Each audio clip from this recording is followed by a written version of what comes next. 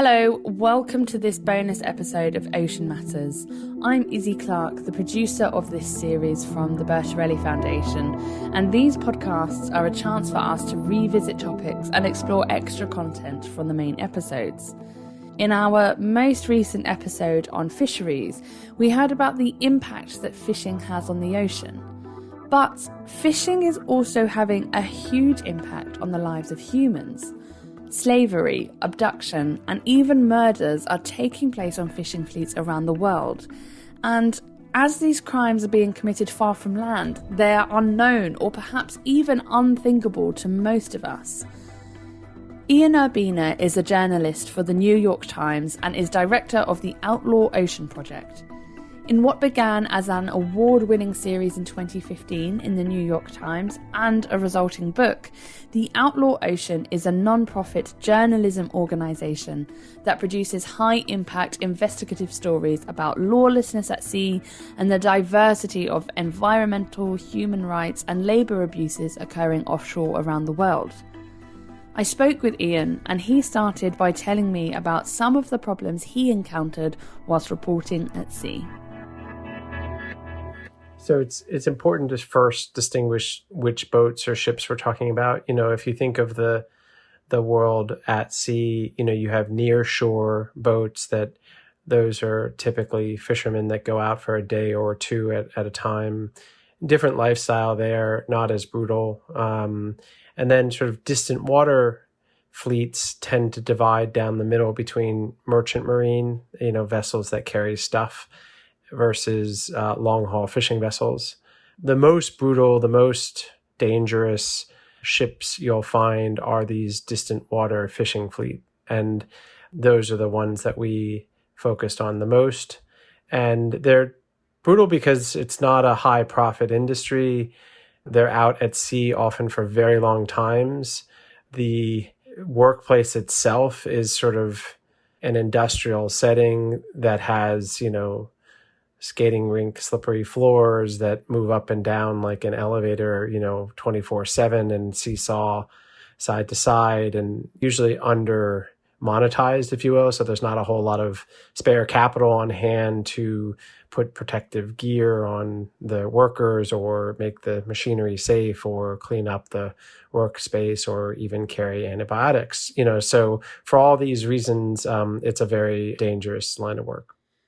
And you recount of one story where you were on a vessel like this and you were sleeping in vessels like this. So what can you tell us about the sleeping quarters? Because you had a shocking experience that I certainly would not have coped in that situation. Yeah, this was the story on the South China Sea. So that's the body of water near Myanmar and Laos, Cambodia, Thailand. We were taking a close look at this problem of sea slavery, so captive workers on fishing vessels.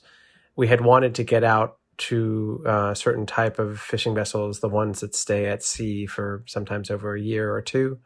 We finally made our way out after a couple of weeks of trying to the perfect vessel, so to speak, which had, 40 Cambodian deckhands and 5 Thai officers. And we sort of talked our way on board, spent a good 20 hours documenting the work and life and people on board, and ran out of steam and just needed some shut-eye. And there was a translator and a photographer with me, and we tucked ourselves away in the back of the ship in this nook that seemed to be where all the Cambodian boys and men, some as young as 13, were suspended from the ceiling in these makeshift hammocks that were essentially converted nets.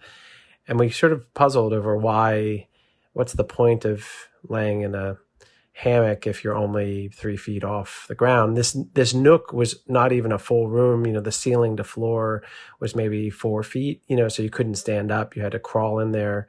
Anyway, we sort of tucked ourselves under some of these guys' hammocks, and we quickly found out why you don't sleep on the floor and you sleep even just a couple feet off the floor. And that is that when the bustle stops on the ships, the rats take over. And we were awoken by rats running over us and, turned on my headlamp to see hundreds of rats all over, scurrying in and out of bags and dishware, but none of them were crossing the hammocks. So there was almost a détente between the rats and the crew, but they were crossing everything that was on the deck, including us. So we sort of shimmied our way out of that spot and climbed to the top of the boat and tried to prop ourselves up for a little bit of sleep. Gosh, okay. And obviously with that comes infection, skin disease, vermin, all of that, which all of these crews have to deal with. And what pressure are these crews under in terms of the work that they are doing and in some cases forced to do? Fishing is this funny thing historically. It's an industry, it's a line of work that has kind of been given a pass when it comes to many of the modern progressive protections. From Dickensian 19th century to now, we've come a long ways in terms of what's allowable. But fishing, because you're out at sea, out of the reach of governments, and also because you're chasing this herd of creatures under the waterline, and the unpredictability of weather, the unpredictability of finding that herd of creatures or the school of fish, if you will, has given fishing more leeway. To answer your question, these crews are typically working in really intensely long stints. When they come across a school or they're in the fishing grounds, they might work 20 hours straight before they have maybe a 2-hour break, and then they're at it again. In terms of the bottom quarter of the brutality scale, these fleets and there are tens of thousands of ships that fit this description, they're typically dealing with trafficked migrant workers. So quite often on these ships, the crew do not speak the language of the officers. That's a big deal because the communication and cultural gaps there stoke violence. And then there's this unusually rigid hierarchy, even more rigid in some ways than the military on ships. Captains are not bosses, they're God. Officers from the captain on down are outnumbered. So if you're dealing with 40 crew, 40 Cambodians, and 5 Thai officers, the Thai officers are probably over the age of 40. The crew are all under the age of 25. There's a serious risk of mutiny, and that stokes fear, and the fear stokes preemptive violence by officers at the beginning of ships to show that if there's even a whiff of insubordination, there will be dire, sometimes fatal consequences. These are clearly abuses of human rights. So is this the situation everywhere, or is it in certain locations or certain types of fisheries? Certain locations, certain types of fisheries, certain countries. I think the risk factors that make it more likely that you'll find these sorts of conditions are heavily subsidized, bloated fleets that have not modernized, and they're still sort of using brute force tactics to fish, cheap labor, using a type of fishing, a type of gear, or boats that are way outdated. That's usually often another warning sign. Fleets that are heavily dependent on manning agencies, these labor recruitment agencies that go out and find you the workers from other countries. And that's a heavy risk factor. And then fleets that tend to stay at sea for extremely long times and offload their catch via something called transshipment. So offloading their fish to another boat that brings it back to shore that allows the fishing boat to stay at sea for really long times, another risk factor. And then certain flags are sort of famous for having the lowest oversight and cheapest rates. And that's another risk factor because the folks who incline towards those flags are probably doing so because they're trying to save money and not, have prying eyes of lawyers or flag registry officials. Yeah.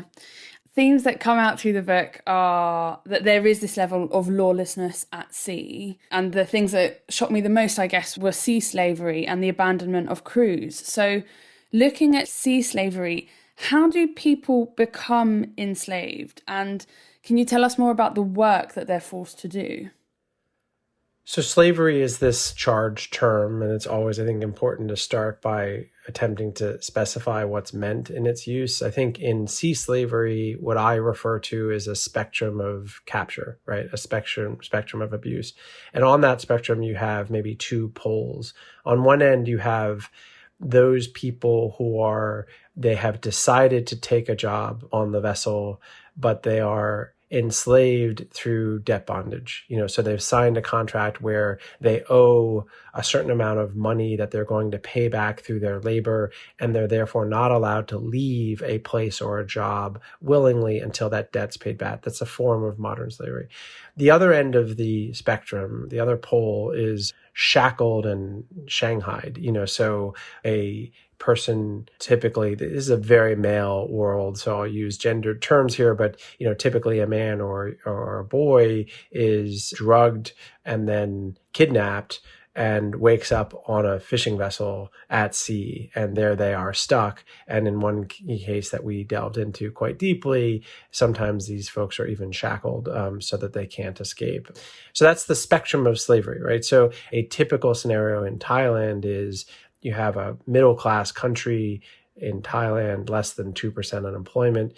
Thai citizens don't tend to want to take the two types of jobs that are robust industries in Thailand. So the sex work industry, those are not typically Thai women or girls. They're typically import migrant workers from surrounding countries. Same thing in the fishing side. Those are not typically Thai deckhands. The geography of Thailand is one in which you have Myanmar, Laos, Cambodia, very poor, conflict-ridden, ethnically divided outpushers of workers, of citizens, desperate for opportunity. And then in Thailand, you have a middle-class, stable, problematic, but, much more endowed, developed country. So you have a perfect situation for migrant import workers, and most of the industry is populated by those very trafficked workers who come in, often thinking they're going to work jobs other than they end up in. They're promised a job in construction for the guys, or a job as a domestic maid for the females, and that's not actually where they're destined. They're destined for sex work, or they're destined for fishing. And they get brought in, they incur a debt on the way inbound, they show up at the port. Now there's some muscular guys, some of them armed, some of them have already shown themselves to be pretty thuggish and violent, and they're marched up onto a ship. These guys, the import migrants, don't even know what's being said. They don't speak the language. All they know is that they're being told to get up there, move up, get on the ship, and they have a debt to pay, and off they go. And then we also have this problem of crews being abandoned at sea. So how does that happen? So this is where you hop over the fence to the other realm of distant water fishing fleets, quite especially into the merchant marine. Merchant marine is a different realm. Just to sort of decode that term, think of oil freighters or grain carriers or cargo ships that bring our iPhones and shoes. And this is the merchant marine. They carry stuff. It has a union presence. There are more often contracts. It's often sort of certification and educational degrees that are required to work on those ships. The abuses are not of the same sort, not even of the same frequency. Those workers do run into a big problem whereby they're typically owned not by huge multinational, multi-billion-dollar endowed companies like Maersk, but rather smaller companies that are less known, less well endowed financially, less likely to have insurance, etc. And something happens. A ship hits a harbor in some place or a pier and gets hit with a huge environmental or property fine. Someone sues a guy or a company and whatever, something changes, and overnight the owner or operator of that ship or of that fleet decides to cut their losses and declare bankruptcy and sort of disappear in the wind. And the guys who are on those ships out at sea or anchored a mile off port are stuck. They don't speak the language of the local port. They don't have papers to get off. They don't have fuel to get home. No one's answering their radio calls, their cell phone calls. They run out of bars and currency on their phones, no clean water, no food, and they're stuck, and it's this sort of ghoulish, ghostly existence that they find themselves in that can last years. And the desperation gets dangerous, and guys jump overboard, try to swim to shore, drown, sneak into the country, get arrested, enter a whole new gulag. And on any given day there are thousands of people that are stuck in this awful place. I appreciate they're at different levels, but those who are either enslaved or stuck on these large freight ships, how do they find a solution? How are they either freed or able to come on shore? So in sea slavery, the most common way that people escape are they jump off the ship and when they're within eyesight of land and they run away. And that typically triggers a really high stakes cat and mouse game, if you will, whereby the captain who sees that worker as property, they paid money for that person to come on board. They paid off the trafficker who delivered them. They're owed a certain amount of work from that worker, and those legs belonging to the worker just ran that property away, right? So they put out a bounty, often with moped drivers because there are eyes and ears everywhere. In some local community, maybe it's the coast of Myanmar or Borneo or wherever they are, Indonesia, and they say, here's a bounty. If you can find this guy, here's his picture. We still have his passport. And those bounty hunters scramble. And then on the flip side, if the deckhand is lucky, there might be an organization like, Stella Maris or one of these small charities that specializes in the anti-trafficking problem, the anti-trafficking realm, and they get word that there's a fleeing deckhand in some area near such and such port, and they need to find him first before the other guys find him and spirit him away from harm as quickly as possible so he's not captured and taken back. What is being done to hold those accountable for all of these situations, and what has happened since you exposed the issue in the New York Times as well? Well, I mean, a lot's being done and a lot's not being done. Categorically, the kinds of things that have been done and should be done more, companies, quite especially, are the real culprits. The market players that benefit from the cheap and impossibly efficient way that this industry works are the ones who are directly benefiting from these hidden costs, that they choose to look away from. And until companies are willing to look at their supply chain and really reckon with the fact that in their outsourcing of responsibility to all these other subcontractors, they are allowing, even encouraging this sort of behavior. And until they impose rules on their own supply chain, it's not going to change. Governments are obviously key stakeholders categorically and could be doing more as well. You could write laws, but they're only as good as their enforcement, and that's questionable whether they can do a whole lot in these international waters and other ports and foreign workers and all that sort of stuff. So, their ability to do a whole lot is limited, but they could do more. And then, there's other ancillary players like the media or like buyers, donors, taxpayers, average folks like you and me, who through their small actions collectively can apply pressure on governments or companies to sort of clean up their act. And that's part of where journalism comes in. You've seen all of this firsthand. So what change would you like to see? I'd love to see some of the huge players sort of take this on. Let's say we're the EU, okay? So the EU is a sort of government structure. It can do a lot. It serves dual roles. It both makes rules as lawmakers and government entity on players that are associated with it that touch its shores, etc. It also is a buyer of stuff, right? And so in both of those capacities, the EU could say, okay, if we're going to take any tuna, any shrimp, whatever, start with the big ticket items.